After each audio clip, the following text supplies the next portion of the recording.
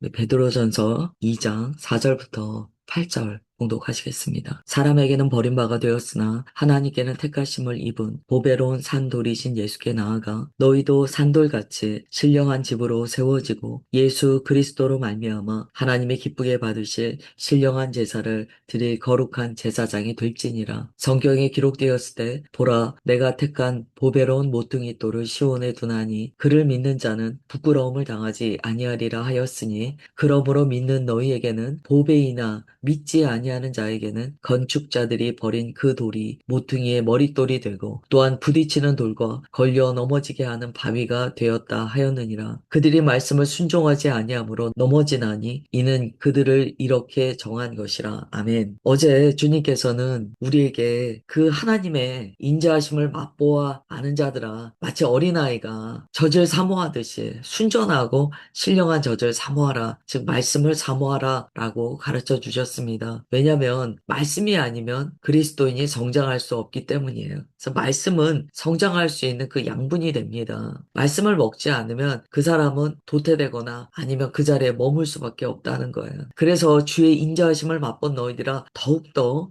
주의 말씀을 사모하라 라는 권면이 있었습니다. 여기에 이제 인자하심을 맛보았다라는 것이요. 사실은 큰 도전이 됩니다. 우리가 어떤 음식을 먹어봤어요. 그런데 그 음식을 먹어봤지만 다음에는 그 음식을 찾지 않아요. 그러면 우리가 뭐라고 이야기하냐면 나는 그 음식이 입에 안 맞아 라고 이야기를 해요. 어제 우리가 보았던 3절에서 너희가 주의 인자하심을 맛보았으면 더욱 사모하라 라는 말씀은요. 그렇게 연결하여 생각할 때 깊이 깨닫고 받게 됩니다. 아, 그렇구나. 우리가 주의 인자하심을 맛보았다. 곧 복음으로 말미암아 우리가 예수님을 믿게 되었잖아요. 그 이야기는요, 복음의 맛을 안다는 거예요. 복음의 맛이 생명이라는 것을 안다는 거예요. 말씀의 맛을 경험한 자라는 거죠. 말씀의 맛을 경험하지 않고 어떻게 구원받을 수 있습니까? 복음을 들음으로 또 아멘함으로 우리가 구원받게 되거든요. 그런데 만약에 우리가 그 말씀의 맛으로 인하여 예수 그리스도의 구원을 맛보아 아는 자가 되었으나 그 음식을 더 이상 원하지 않는다면 여기에서부터 이제 심각한 물음표가 생기는 거죠. 일종의 이게 모순이면서 딜레마가 됩니다. 왜 말씀을 내가 신령한 젖을 사모하듯이 갓난아기처럼 사모하는 마음이 없는가? 거기에는 무언가 미혹이 있을 수 있다는 거죠. 아기가 젖을 싫어한다는 것은요, 뭔가 큰 문제가 왔다는 거예요. 상상해 보십시오. 그런 일이 어떻게 있을 수 있습니까? 본능적으로 갓난아이는 젖을 찾아요. 그리스도인은요, 갓난아이가 젖을 찾듯이 사실은 이 영적인 본능으로 갈망할 수밖에 없거든요. 근데 그것이 내게 끊어져 있다. 그것은 뭔가 문제가 왔다는 거예요.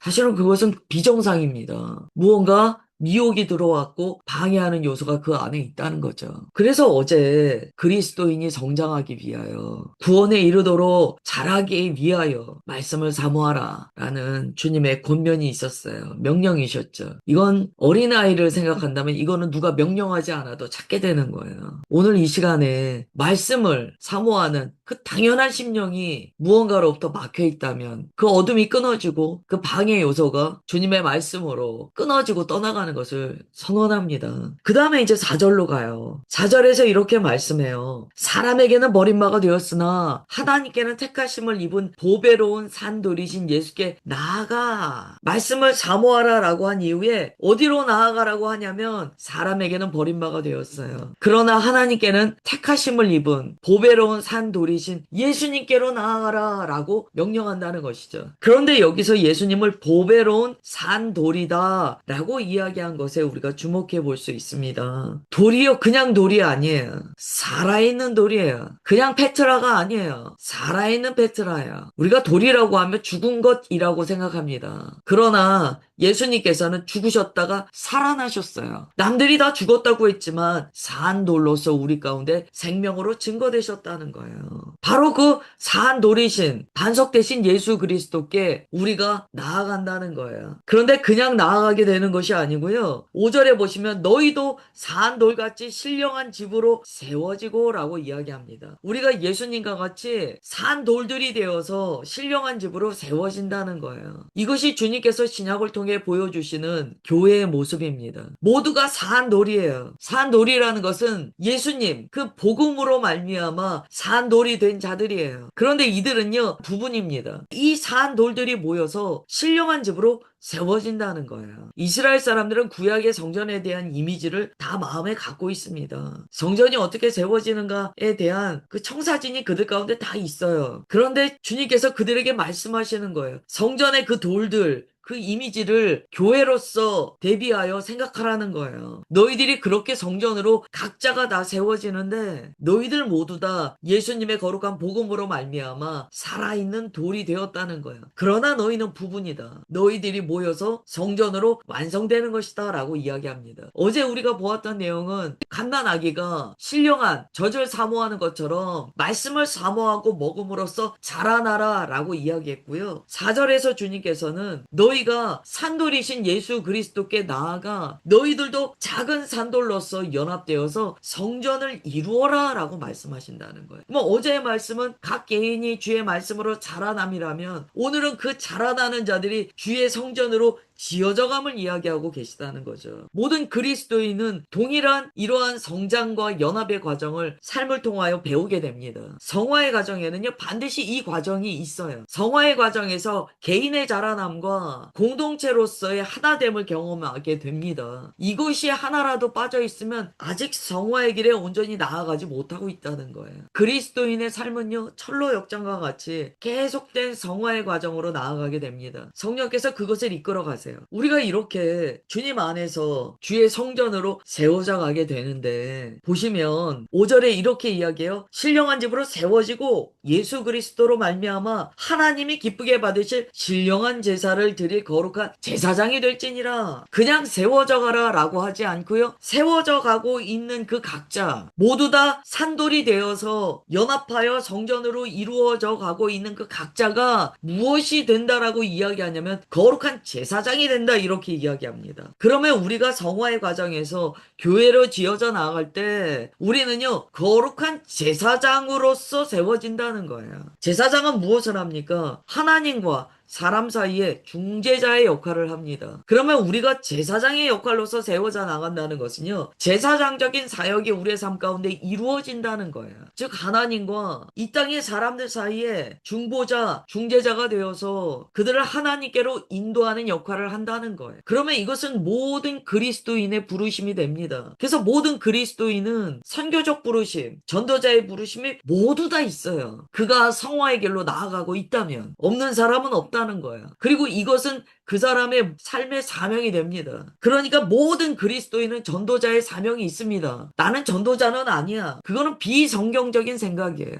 우리에게 제사장직을 주셨기 때문에 모든 사람은 전도자의 사명이 있어요. 하나님과 이 땅의 백성들 사이에 중재자로서 복음을 전파하고 그를 하나님께로 인도하는 거룩한 사명 가운데 들어가 있습니다. 그 다음에 6절과 7절을 보면은요. 성경에 기록되었으되 이제 이미 기록되었던 말씀을 인용하여 또 한 가지를 가르쳐 주세요. 보라, 내가 택한 보배로운 모퉁이 돌을 시온에 두노니. 하나님께서요 택하신 보배로운 모퉁이 돌, 여기에는 매우 요긴하다라는 의미도 담겨 있습니다. 주님께서 택하셨어요. 하나님께서 누군가를 택하셔서 보배로운 모퉁이 돌이 되게 하셨다는 거예요. 근데 그 모퉁이 돌을 어디에 두셨습니까? 위치가 중요하죠. 시온에 두셨다는 거예요. 보배로운 모퉁이 돌이 시온에 있어요. 그를 믿는 자는 부끄러움을 당하지 아니하리라 하였으니. 여러분, 앞서 우리가 산 돌들로서 비유되었습니다. 그래서 성전을 우리가 이루어 나가게 된다는 거예요. 각자가 산 돌들이 되어서 조각조각이 맞춰지면서 성전으로 이루어져 나갑니다. 그런데 건축할 때 가장 중요한 것이 무엇인가? 모퉁이 돌이에요. 이 모퉁이 돌은요, 전통적으로는요, 건물의 이 모서리에 놓이는 가장 기초되는 돌을 모퉁이 돌이라고 합니다. 이 모퉁이 돌이 잘 세워져야지 그 다음에 이 건물의 방향이 설정이 돼요. 모퉁이 돌이 삐뚤어 세워지잖아요. 건물 자체가 삐뚤게 돼요. 그러면 그 건물 사용을 못할 수도 있습니다. 방향이 제대로 설정이 돼야 되잖아요. 그래서 이 모퉁이 돌이 건물의 기준이 됩니다. 또한 이 건축 구조상 모퉁이 돌은요 가장 많은 하중을 받게 돼요. 그러니까 그 건물이 무너지지 않고 잘 세워지고 방향이 제대로 잡히고 기준적으로 교점이 온전히 세워져서 원하는 대로 건물이 세워져 나가기 위해서는요, 모퉁이 돌이 너무 중요해요. 이 돌이 1도만 틀어져도요, 예를 들어서 만리장성을 쌓는다고 볼게요. 이 돌이 1도만 틀어져도 만리장성이 잘못 쌓아진다는 거야. 그 모퉁이 돌이 그렇게 중요합니다. 6절에서요, 하나님께서 택한 보배로운 모퉁이 돌이 시온에 있다는 거야. 시온은 하나님의 도성이 있는 것을 상징하죠. 하나님의 나라를 상징해요. 하나님의 거룩한 처소를 상징해요. 즉 그 모퉁이 돌이요, 하나님으로부터 나왔다는 거예요. 예수님을 하나님께서 보내셨잖아요. 그래서요, 그 모퉁이 돌로 말미암아 이렇게 지어져 나가는 자들은요, 부끄러움을 당하지 않습니다. 우리가 인생을 살아나갑니다. 모퉁이 돌 대신 예수 그리스도로 말미암아 인생이 설계되지 않으면은요, 안타깝지만 헛세월 보내는 일들이 발생을 해요. 그 건축물 자체가 하나님께서 예정하신 그 방향에서 틀어지는 거예요. 하나님께서 짓기 원하시는 모양에서 틀어지는 거예요. 나만 틀어지는가? 내가 다음 사람을 갖다 붙였다라고 볼 때 그 사람의 인생도 틀어지는 거예요. 여러분, 이 부분이 굉장히 중요하죠. 우리가 하나님의 거룩한 나라로 세워져 가고 있습니다. 무엇을 기준으로 해야 되는가? 오직 예수 그리스도. 어제의 말씀으로 따른다면 말씀 대신 예수 그리스도를 기준으로 하여 세워져 나가야 된다는 거예요. 설계자는 하나님이세요. 우리의 인생에는 설계자가 있으세요. 우리가 예수님을 믿은 다음에요, 이걸 깨닫게 됩니다. 아, 이전에 그 건물이 아니고 모퉁이 돌 대신 예수 그리스도로 말미암아 인생이 새롭게 세워졌구나. 우리가 주님께 나아가면은요, 주님께서 그 인생을요, 주의 설계도에 따라 다시 지어 나가세요. 지금 그 이야기예요. 6절에 보시면 그를 믿는 자는 부끄러움을 당하지 아니하리라. 우리가 나중에 하나님 앞에 섰을 때요, 인생을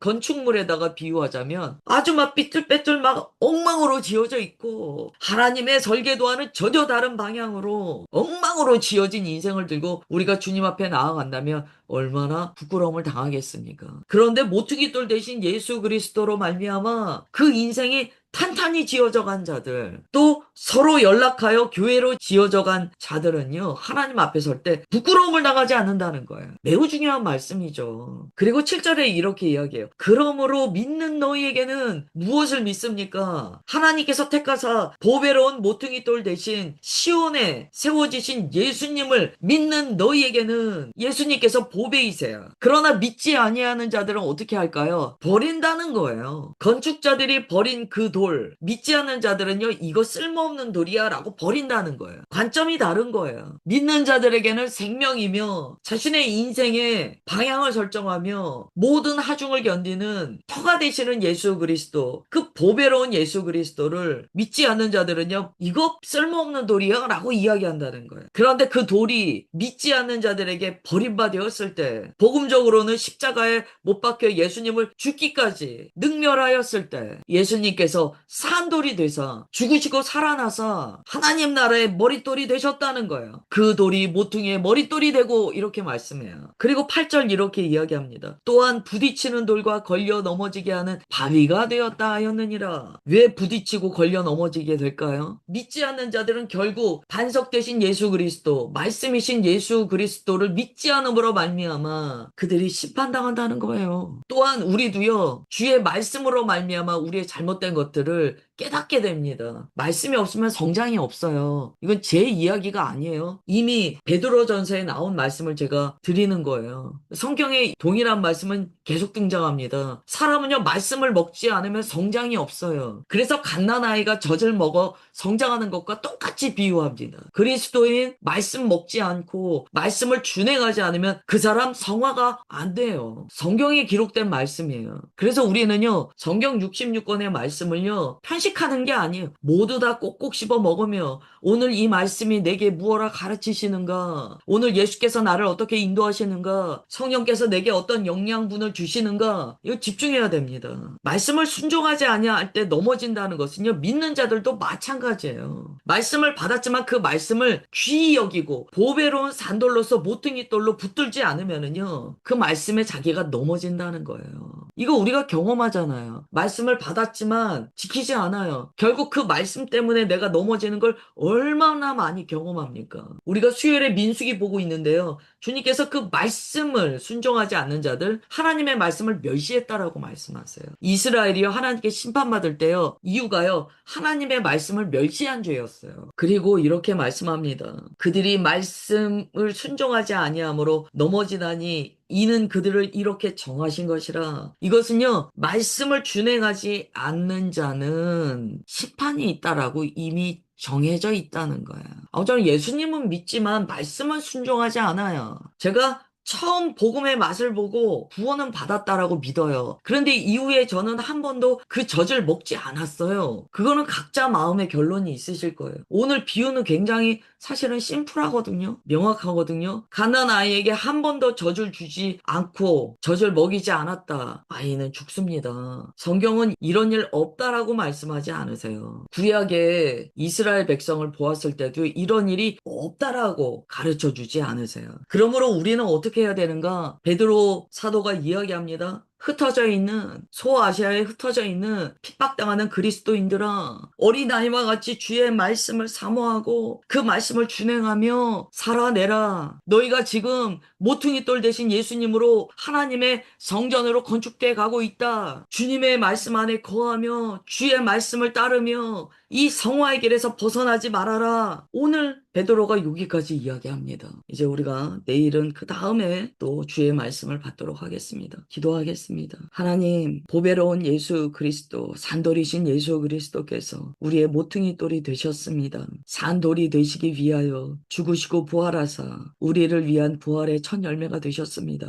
우리가 그 예수님을 믿고 사랑하며 다시 오실 예수님을 소망함으로 이 자리에 함께 예배를 드렸나이다. 우리로 산 돌들이 되게 하셨사오니 아름다운 주의 나라로 연락하여 세워져 나아가게 하옵소서. 한 사람도 도태되지 않게 하시고 모퉁이 돌 대신 주님으로 그 인생이 건축되게 하옵소서. 주님 보시기에 아름다운 주의 나라로 세워져가는 우리 모두가 된다라고 믿으며 소망하나이다. 주님, 오늘도 각 사람 가운데 분초마다 말씀하시고 인도하여 주심을 믿사오며 사랑하는 주 예수님의 이름으로 기도드리옵나이다. 아멘.